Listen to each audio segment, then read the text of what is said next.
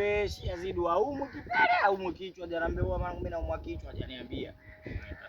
Sasa wewe unazungumzia hiyo jana. Mimi hizo habari si nimekuletea leo. Wewe umeniletea leo, lakini uchizi sio kama njaa kusema sasa hivi unakupata. Uchizi una dalili zake. Okay. Kama umekosa eneo la kuletea. Naomba wako. Sawa? Mimi sina maana kwamba eti labda naleteni mimi. Mimi ninachokizungumza ni cha ukweli, yaani cha uhalisia na uhakika nacho. Unajua tumesha kuchoka na umbea wako. Bwana. Kila sehemu wewe ni mumbea. Bwana, tutoe hizo pigo sawa? Bwana jao. Ni watu mbona si waelewa? Sheria mwanangu takutana. Sasa mimi kwani nakosea wapi Mimi kila kata. Rudi. Hamna, mimi hujanivesha. Haiwezekani eti anivesha. Hajanivesha mimi. Oya baridi wanangu, baridi tunakuja hapo.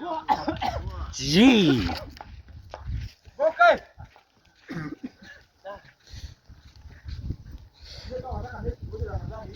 Kwanza tunasiri tatu.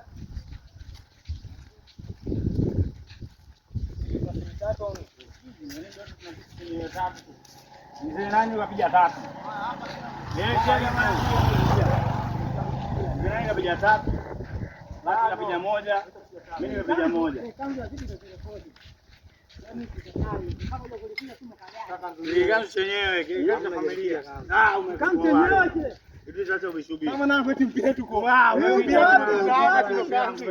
hapa mwanangu stars, hapa mwanangu stars.